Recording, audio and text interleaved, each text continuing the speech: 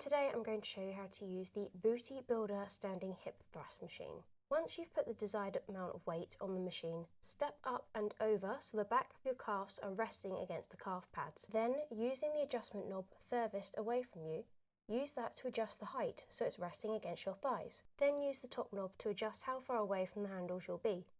When adjusting this, you're looking to be close enough that you can grab the handles, but far enough away that your joints are still stacked, i.e. knees in line with ankles at a right angle. You've got two options for the handles. You can either hold the side in neutral or parallel grip, or you can go in the middle for overhand or pronate grip. Then squeeze your glutes and drive through your heels to stand up. But you want to think about driving your hips forward as soon as possible, and then push your hips backwards on the way down, like you would with any other hip hinge movement.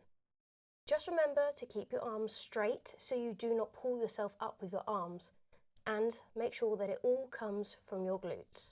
And that's it. If you enjoyed this video, make sure you like and subscribe to the channel for more body transformation tips, workouts and vlogs.